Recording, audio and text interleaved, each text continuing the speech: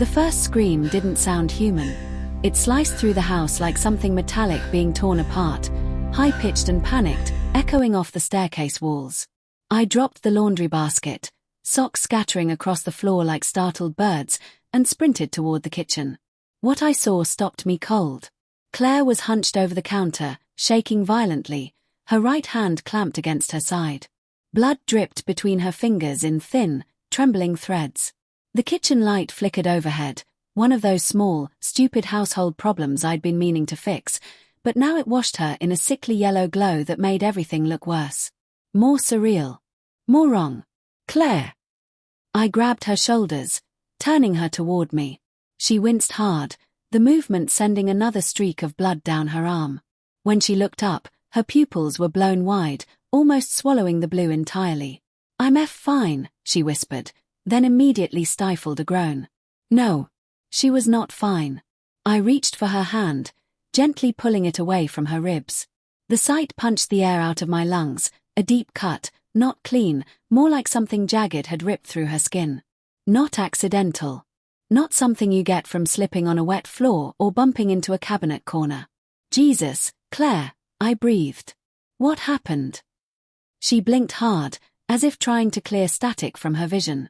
It's not what you think." I wasn't thinking anything yet. Shock leaves no room for conclusions. Only instinct. I pressed a kitchen towel firmly against the wound. She hissed through her teeth. "We need to go to the ER. Now." "No hospital." Her voice sharpened unexpectedly. "Please, Daniel. Not the hospital." Red flags flashed, loud and bright. "Your side is open, Claire. You're bleeding. You could pass out." "I'll stop it." Her voice trembled.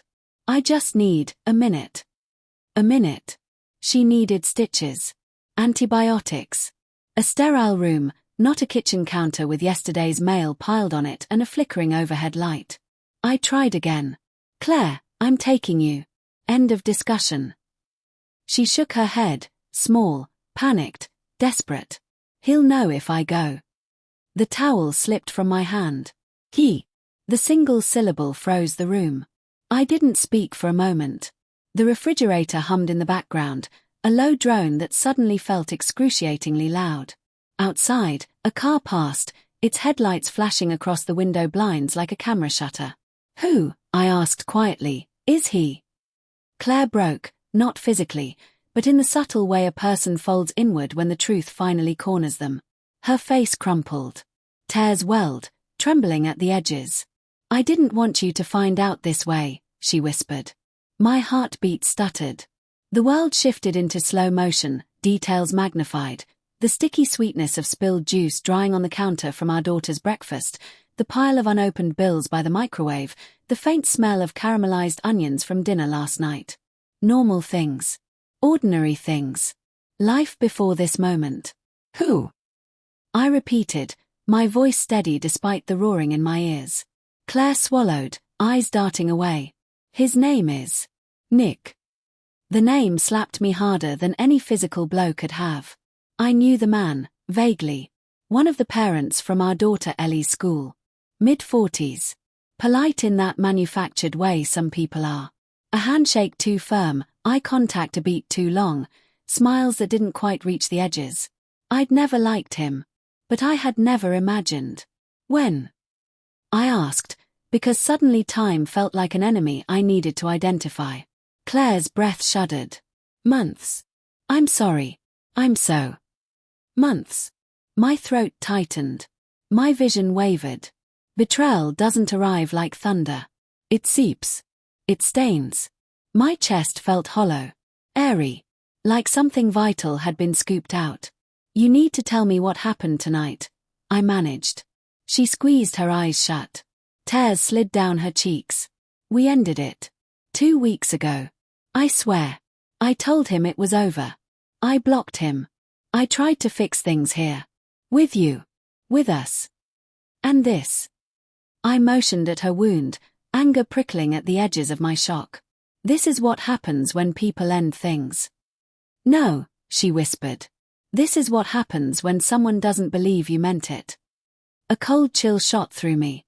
What did he do? She flinched, the kind of flinch people develop after too many repetitions of the same fear. He came to my car after the grocery store. Asked why I'd been avoiding him. I said it was done. Really done. He got angry. Grabbed my arm. I pulled away and she touched the side of her shirt gingerly. His keys cut me. Keys. That wound looked deeper than a scrape. You're telling me this is from keys? She didn't answer. She didn't have to. The way she had flinched. The way she had begged not to involve the hospital. The way her eyes kept darting toward the windows as if afraid he might already be watching. There were layers here. Dark ones. Claire, I said slowly, has he hurt you before? Her silence was answer enough. Rage stirred inside me, not clean rage, but messy, confused, humiliated rage tangled with heartbreak and disbelief. A storm with no clear direction. Look at me, I said. She did. Barely. You are not staying here. Not with that wound. Not with whatever danger this is. We are going to the ER. He'll find out, she whispered. If they ask questions. I don't care, I snapped. He hurt you. He doesn't get a say. She shook her head frantically.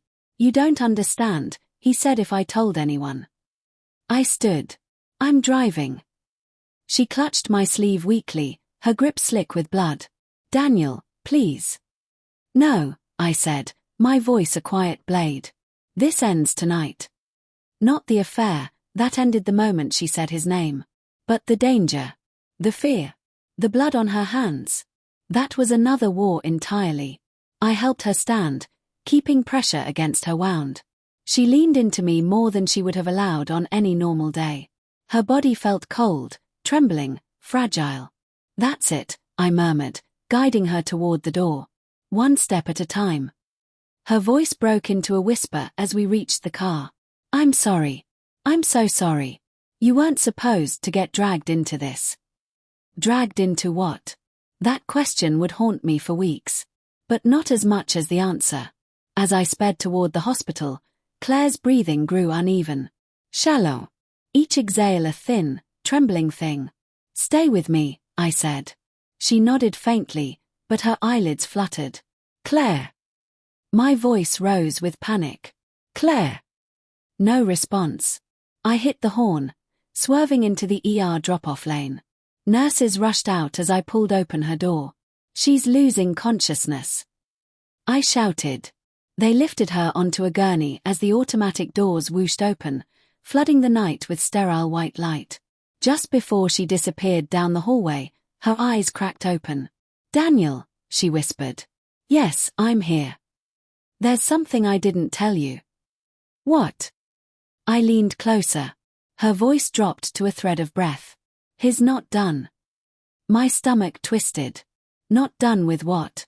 Before I could ask, they pushed her through the double doors, and she vanished into the ER, leaving me with blood on my hands, betrayal in my chest, and the unmistakable, bone-deep certainty that this was only the beginning. The automatic doors slammed shut behind the gurney, leaving a sudden, suffocating silence in the waiting room. A mismatched set of chairs, a flickering TV in the corner, and the antiseptic sting in the air. Everything looked too bright, too sterile, too indifferent to the implosion happening inside my chest. I stared down at my hands. Claire's blood had dried into dark, tacky streaks along my fingers. Infidelity leaves a stain you can't wash off. But this was something else entirely.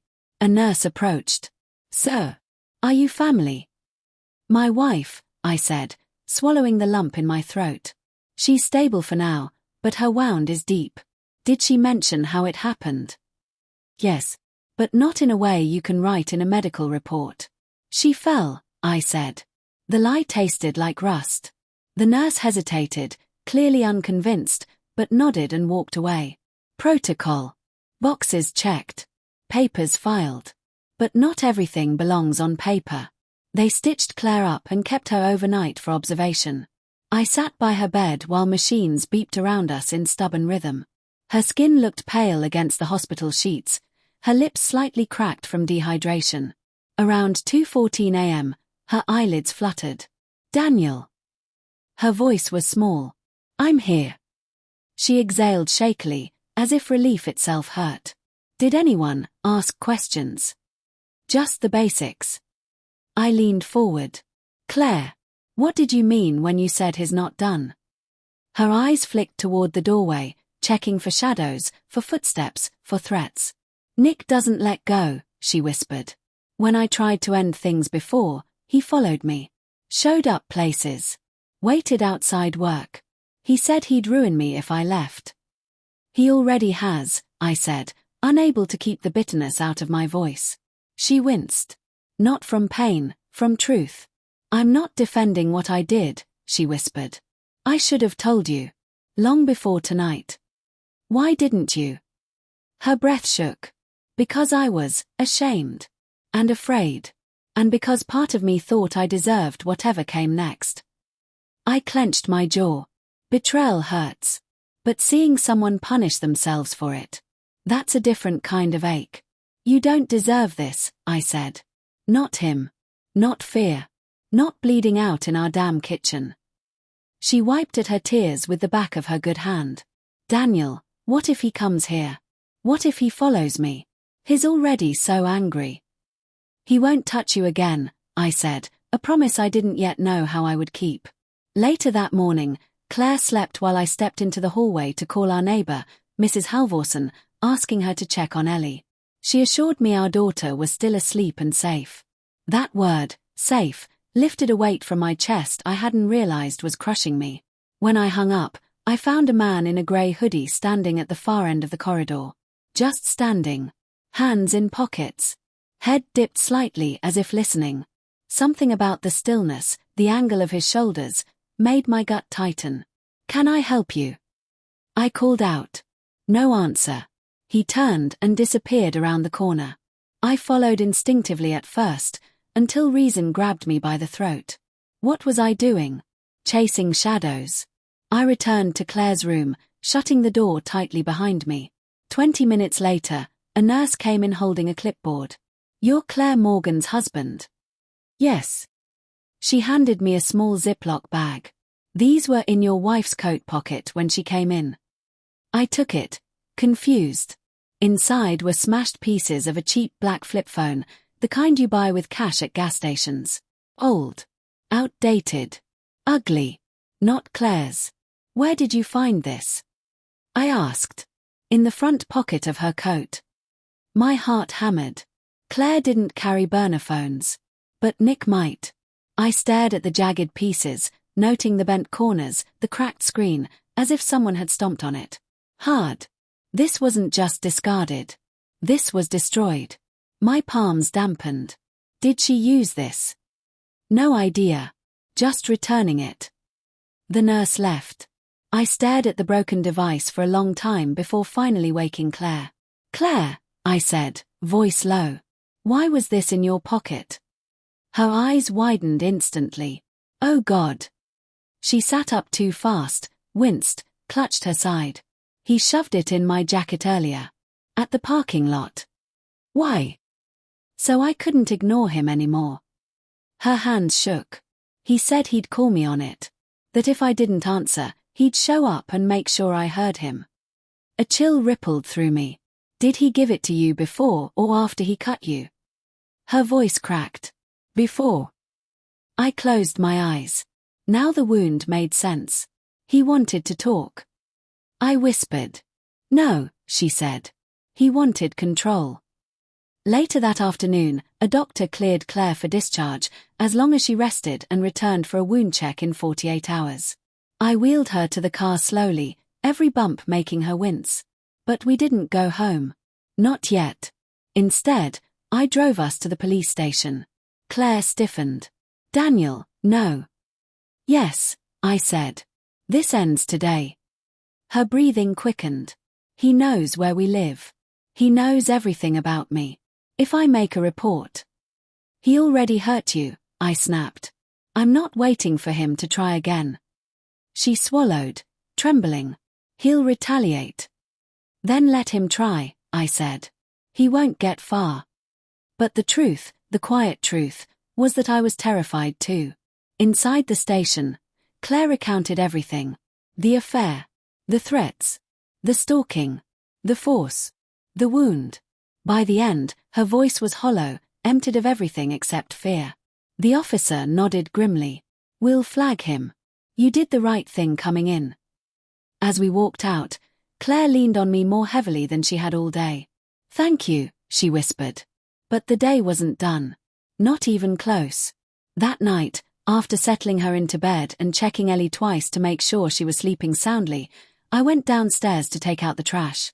I stepped outside, the cold night air hitting my face with sharp clarity. Then froze. Across the street, half hidden behind a parked sedan, stood the same grey hoodie from the hospital. This time I saw enough of the face beneath the shadowed hood to confirm what my gut already knew. Nick. He didn't approach. Didn't yell. Didn't even move. He just stood there, arms crossed, eyes hollow, jaw clenched so tight the muscles twitched. Watching. Daring me to come closer. A shiver crawled up my spine. I didn't break eye contact as I reached into my pocket and dialed the police. Nick saw the phone go to my ear, and for the first time, a flicker of panic crossed his face. Then he bolted. By the time officers arrived, he was gone. But the officer's words were grimly reassuring.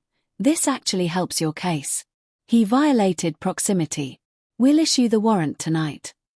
I nodded, though my pulse was a wild, unsteady drumbeat.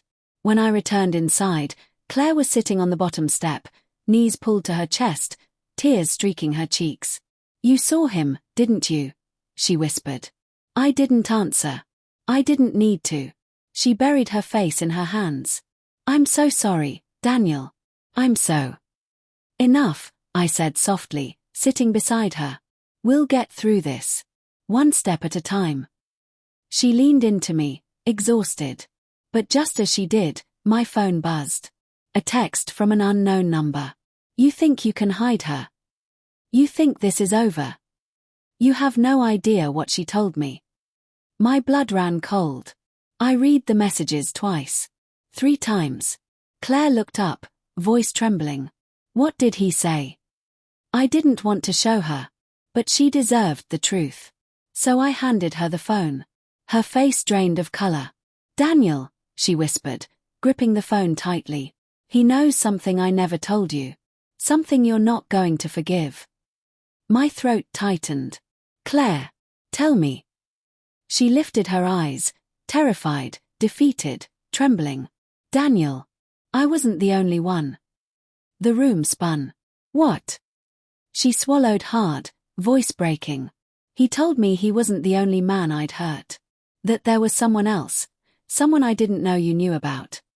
I stared at her, pulse hammering. "Claire," I said slowly, "what did you do?" She shook her head, sobbing. "I don't know. I don't remember everything. I was drinking too much back then. But he said," he swore. I gripped her shoulders. "Claire, focus. What did he say?" Her mouth trembled open. "He said that one night, years ago, I cheated before, and you just never found out."